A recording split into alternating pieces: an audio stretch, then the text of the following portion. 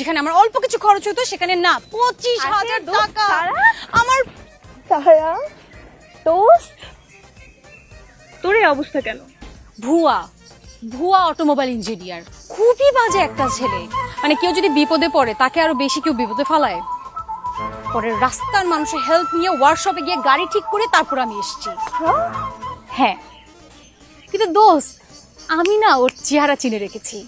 আমি যদি কোনোদিন ওকে পাই তাহলে কিন্তু ওর খবর আমার গাড়িটা একটু প্রবলেম করছে। ওয়াও,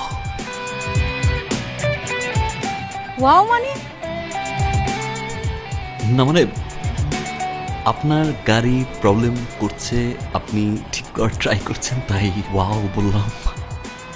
আচ্ছা, আপনি জানেন এখানে কোনো গাড়ির ওয়ার্কশপ আছে? ওয়ার্কশপ? নরিস, আমি মূলত অটোমোবাইল ইঞ্জিনিয়ার। দেখে মনে হচ্ছে 1 আর 2 এর মামলা। হ্যালো, আপনি কি পারবেন? Let me try. শিওর।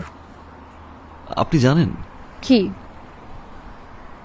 একটা মেয়েকে কখন বেশি সুন্দর লাগে? কখন? যখন সে ড্রাইভ করে। আপনি প্লিজ ড্রাইভিং সিটে বসুন, জাস্ট 2 মিনিটস।